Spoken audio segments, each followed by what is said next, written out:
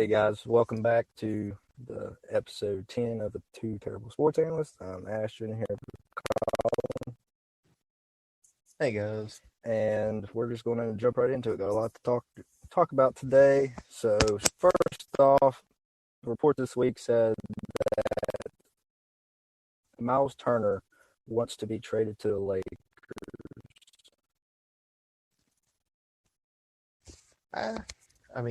I can understand why he wants to because he sees the potential of the team.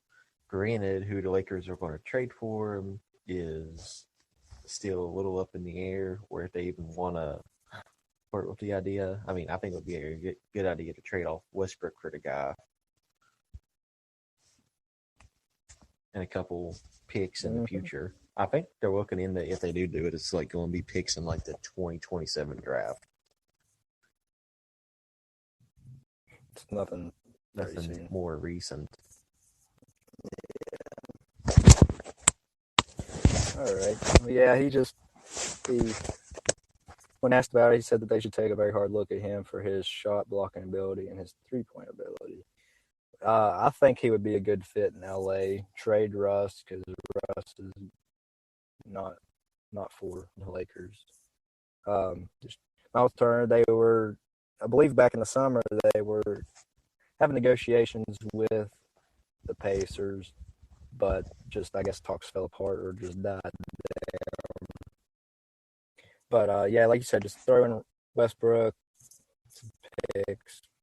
Myles Turner would be a good fit for the Lakers. He's a another big that we could use. Or not we, but the Lakers could use. You say don't associate me with that bull crap. No, not right now.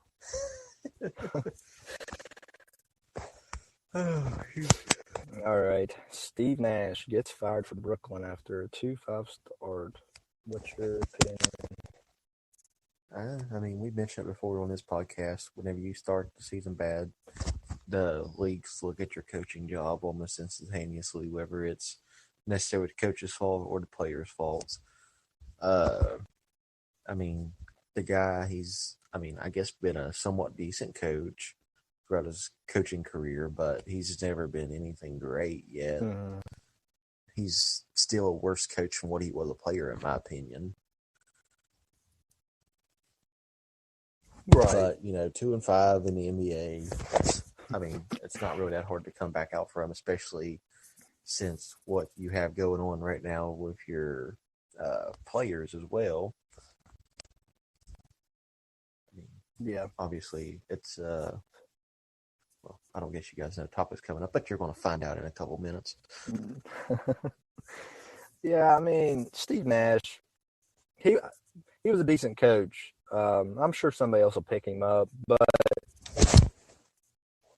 a lot of times it's not the coach's fault. They just pin it on the coach, and he's an easy target to say, oh, if we switch him out, maybe they'll do better. When they really got to look at maybe a little bit higher into the organization at maybe the GM to see if they could get some pieces to fit a little bit better on the team to make them start doing better. Or it just being 7 games, just wait it out a little bit longer to see if they start finding some chemistry a little bit. Yeah, I think the NBA there should be like a thing of like, I would say just right at the quarter of the season. Oh, you think quarter that far in? 20 games is more than enough to be like, okay, you've had plenty of time to change. Now you definitely deserve it. But I do see where the Nets plan on picking up the head coach from Boston that got fired. I can't pronounce his name, so I'm not even going to try. Udoka. Yeah, I'll try it for you. Yeah, where he got suspended. But we didn't talk about that. But yeah, we won't go into that right now. That's old news. We'll go if you guys want us to, but right now, yeah, but you should. If you're wanting to go into it, you probably already know about it. So exactly. But yeah, it's like I said. I think he's going to the Nets now because obviously he's not going back to Boston ever. What happened? I think. What was it? A 2-year suspension, or was it just for the season? I think so. 2 year, I think. And obviously, the guys don't act like he's hurting for money, even though he's probably a multimillionaire before he even stepped in as a coaching position. Yeah, I mean he's a good coach. I'll give him that. Boston went to the finals in his first season as their coach. That's true, but you need to make sure what goes on behind closed doors stays behind closed doors and not make it a whole entire coaching relation thing. Right. Yeah, I agree with that. But back to Steve Nash. Like I said, I think he was a good coach. It's just who he was coaching. It's kind of hard to coach big names like Kevin Durant or Kyrie, especially as much as Kevin Durant and Kyrie have been hurt. Like they usually kind of stagger who's playing and who's not. Especially last season when James Harden was in there, he had three big names he had to coach. So now he only has two. But like I said, it's sometimes they fire him a little bit too quick into the season, and I'll say he was a better player than he is a coach, but he's not the worst player coach I've ever seen. No, definitely not by any means. And yet again, it's also harder for them to coach too whenever he's played with a few of the players on the team. Right. Not necessarily with, but against. Yeah. I think player coaches, well, I mean, obviously there's been great ones, but it's harder for them. They're looked at different than regular coaches. Oh yeah, because they've been in the game for so long, then they expect People automatically think that. Yeah, you're expected to know every aspect of it, but some coaches just aren't good at grabbing the right talent. I mean, Nash tried, but yet again, just like you said with the injuries and everything else, he can't control that part of it. Right, and people would just assume that just because they played, they're going to be a great coach, and they may be a great coach, but just because he played doesn't mean he's going to be able to automatically turn that team around. So some stuff takes time. Like, for example, Derek Fisher, whenever he coached the Knicks, they were expecting him to be able to just turn that team around whenever at that point the Knicks roster wasn't the best. You can only turn around with what you have to work with. So it's not always the coach's fault. It's like I said, you got to go up in the organization a little bit sometimes and look at the GM. But the GM hardly ever. They do get criticism, but not as much as the coach. Oh, definitely not. And usually the GM is, usually best friends with the owners too. I've noticed a lot in the league. Yeah.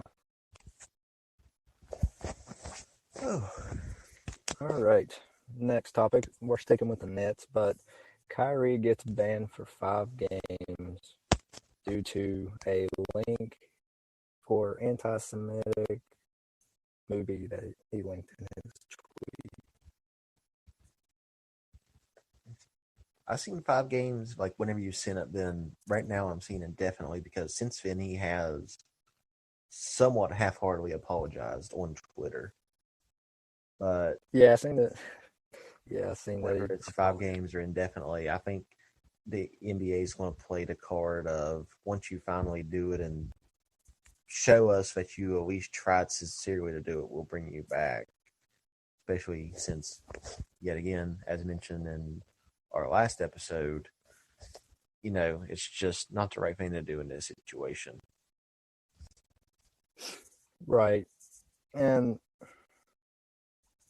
that's when something happens to somebody famous, like this happened to Kanye, and then somebody else famous steps in and tries to chime in their opinion, and then they get pinned for it, which I believe they should get pinned for it. Just if you're famous, keep your mouth shut, keep your opinion to yourself, and then nobody else has to know what you think about it. So even if your opinion's wrong. So, and I think he also lost his Nike deal worth $11 million, and they will not drop that. His supposed to be upcoming soon is Kyrie Yates. So Kyrie Yates. He's already lost his Nike deal because of this. So like I said, if he would have just kept his opinions to himself, this wouldn't have happened. I love Kyrie. So me criticizing him you definitely know that I mean it if I'm criticizing Kyrie, that he should just keep his mouth shut, and he was Yeah, I basically said the same thing in my notes. I said, regardless, I mean, everyone's entitled to an opinion, but there's certain points when you need to know to keep your opinion to yourself or to speak it.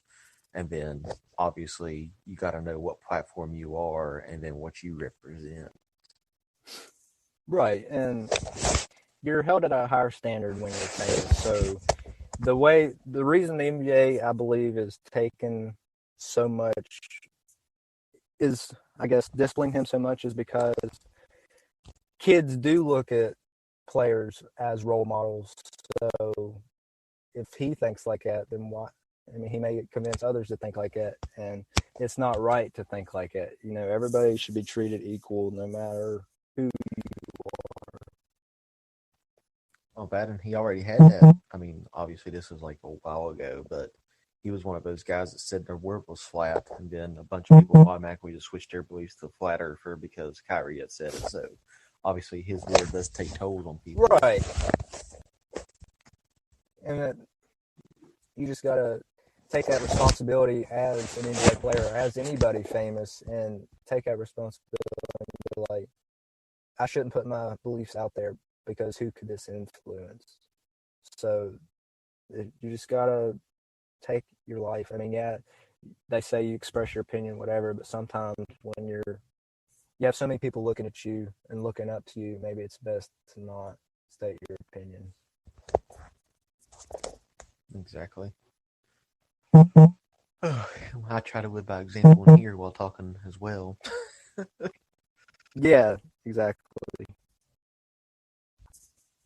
A few things there could be major rabbit holes, and I'm just like, nope. Yeah, I'm just trying to keep it. I don't want to put my opinions out there or anything. Just telling it how it should be, because nobody wants to listen to what I have to say about my opinions on everything. So if it's wrong, I say it's wrong, and it is wrong. So if that's my opinion, then that's my opinion. But I'm not going to go in depth with what I believe. All right. Help us over being on this touchy subject. Yeah. All right. It's been a rough start for Brady's Buccaneers and for LeBron's Lakers. Whose is more impactful and who will turn it around? I say Brady's is more impactful just because where he came out of retirement, the whole 9 yards. LeBron has more games and more trade possibilities to turn his around. Brady at this point is pretty much a Barry Sanders on the lines that he used to play for. Yeah. With very little talent around him, the whole 9 yards. Obviously, it's harder to win. Different head coach. I mean, everything just fell around once his prior head coach for the Bucks went up to upper management.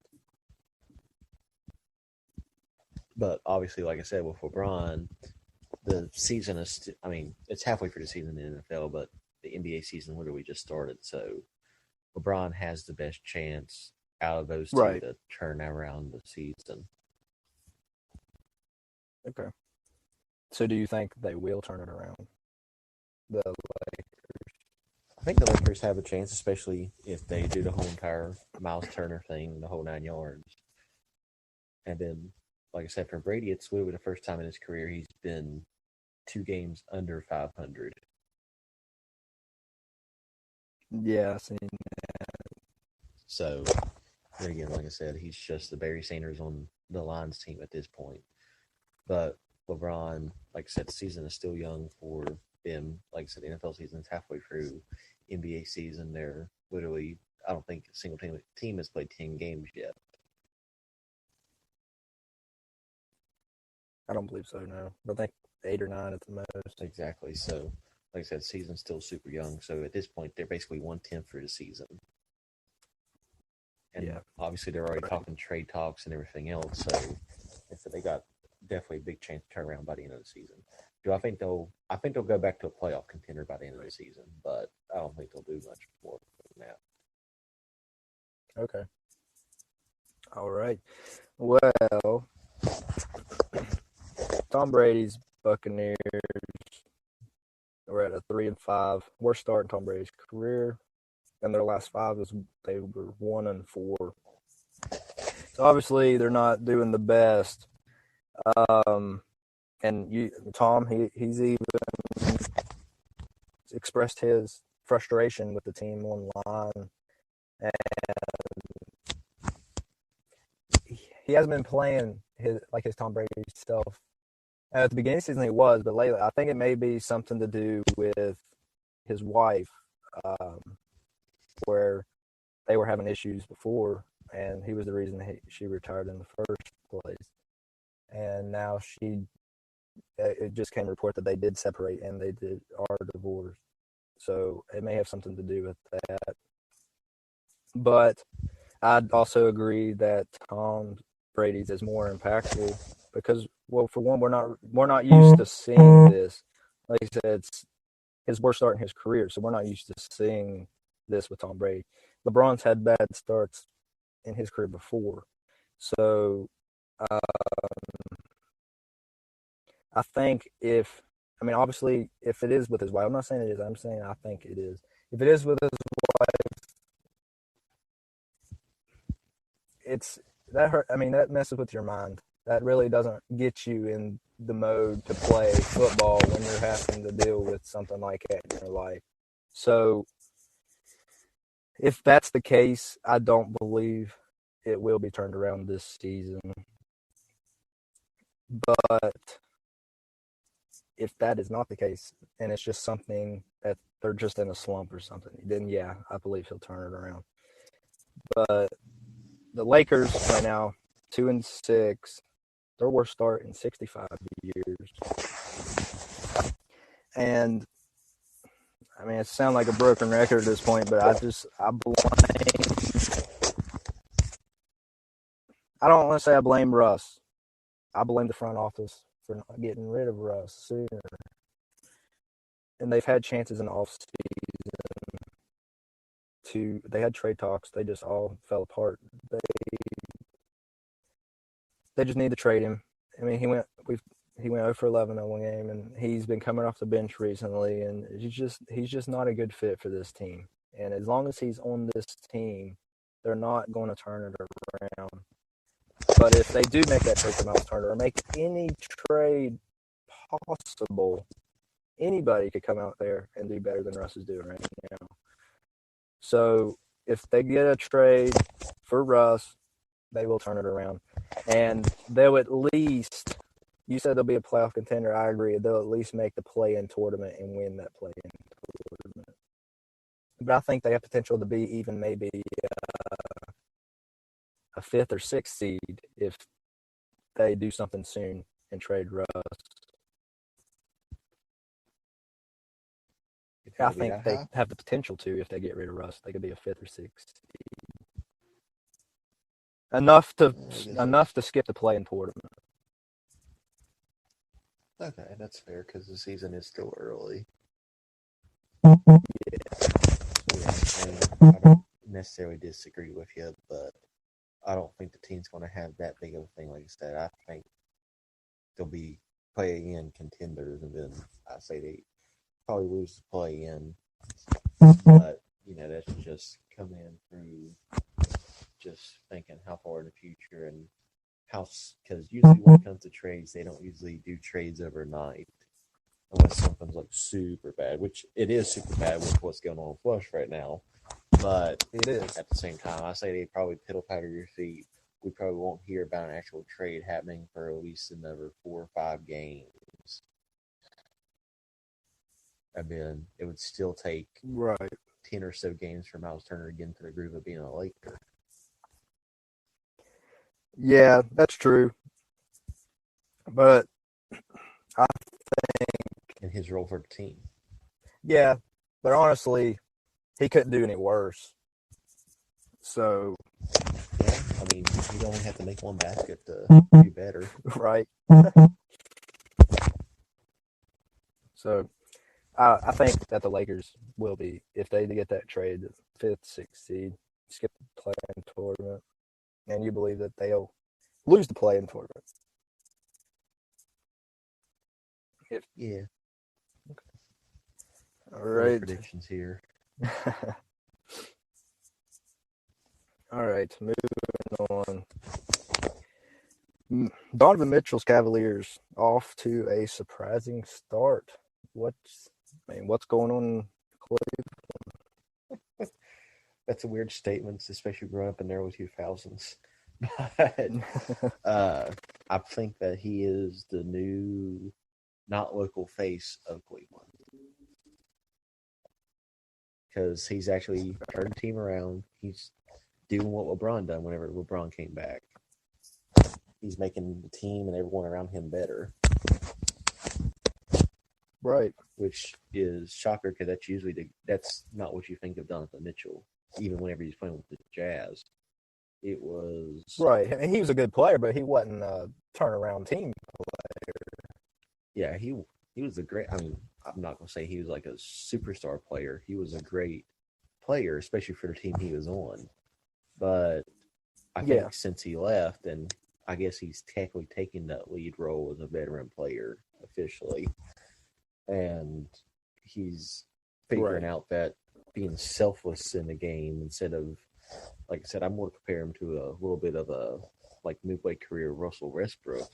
Is he was just trying to stuff stats, and now I think he's trying to share around more than everything else. Doing what you need to do to win. Right. Games. Right. Yeah, I agree. And I've been watching these Cavaliers games because, I mean, I've always, whether it's closer, I've followed the Cavaliers. So, I've just been surprised in every game. I mean, they lost the first game, but they even won last night without Donovan Mitchell because I heard it rolled his ankle. He was out. And Garland was out as well, but Garland hasn't been playing as much. But anyway, yeah, it's just it seems like he's been a different player on this team. I think he was kind of being held back where he had Rudy Gobert to share the ball with in Utah. So it kind of dwindled his talent, I guess, a little bit. So in here, he can show his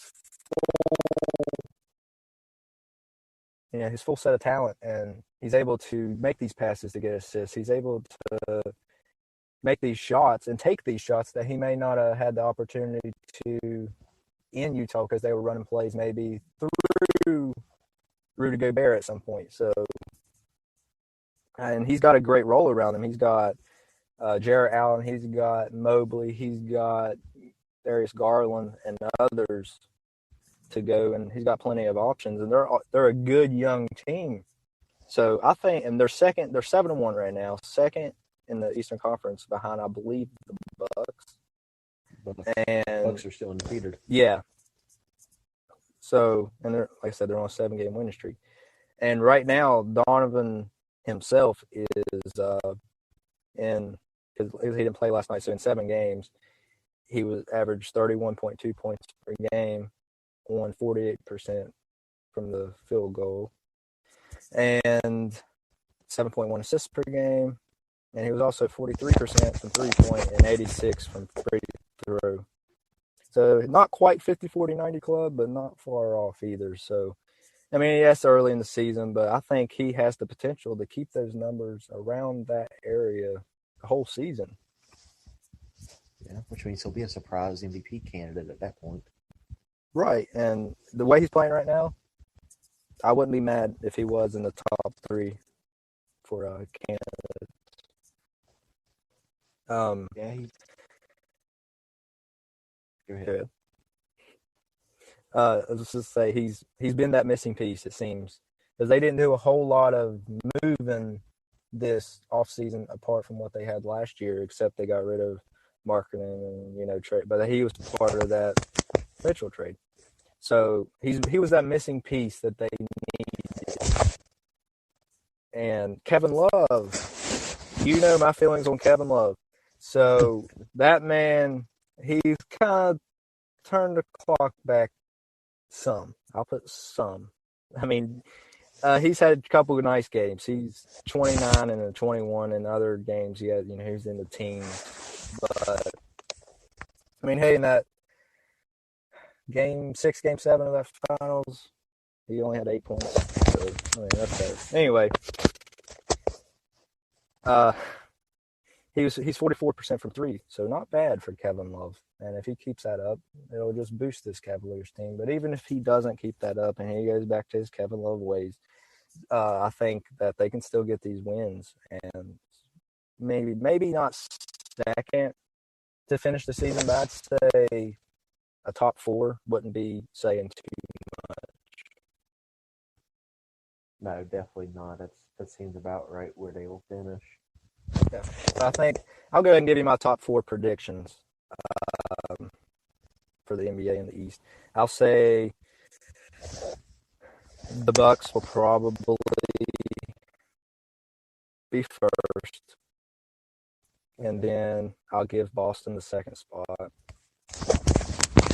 I'll give Cleveland the third spot, and then I'll give Toronto the fourth spot.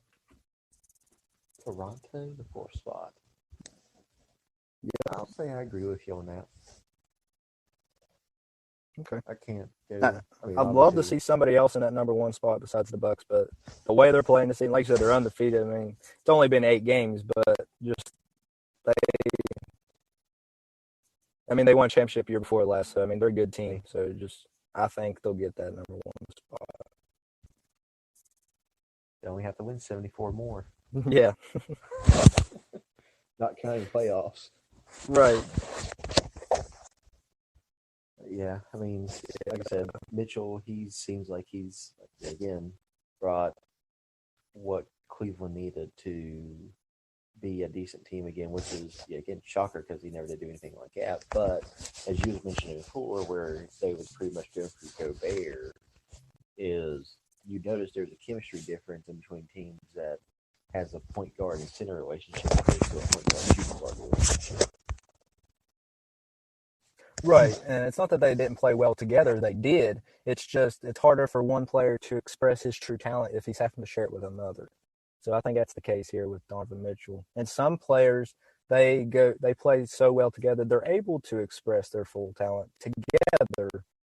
They just fit so well together, but some others, they're just not able to do that. It just depends on the talent, depends on the person. Oh, yeah.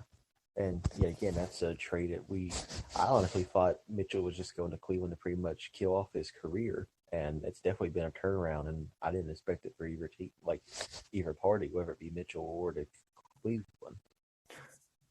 I didn't either, and I mean, obviously he didn't have a say-so in going to Cleveland, but I just thought, he would be there maybe this season and then go somewhere else next year, which that may still be the case, but I think if he finds success in Cleveland, he may get an extension. He may sign an extension. And I would say if they finished in the top 3, like we're saying, then he'd be stupid not to take an extension. Well, I mean, look at Kawhi Leonard. He got traded to the Raptors in 2019, won championship, and then went to the Clippers, then signed an extension. And look where he's at now. He's not. He was hurt all last season, but not doing anything noteworthy. Right, and I think he should have made that extension. But I think at this point, if they keep playing the way they're playing, he'll get that extension, and the Cavaliers will happily give him that extension. So, and yeah, I mean, it's just I can't express how shocking it is that the Cavaliers are second in the Eastern Conference right now. It's just crazy because last year they weren't the worst team in the East, but they were far from the best. Yes, they definitely had a huge turnaround. Yeah, and it's shocking. So definitely. I think they finished almost 20 games below 500 last season. Yeah, pretty close. So I mean, definitely a big turnaround. So I'm happy for him. Happy for Cleveland. It's definitely a shock for everyone involved on this one. All right. You have anything else on that? I don't think so. All right. Well, I believe that's all the time we have.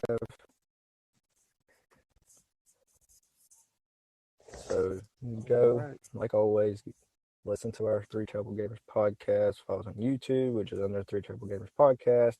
I need to just do a shared name so I don't have to keep saying this every episode. But just give us a listen to both podcasts, helps it out, or just this one, whatever, guys, it helps us out either way. So we Yep, go follow us on all our socials and everything else. And you guys have a good one. see you guys later.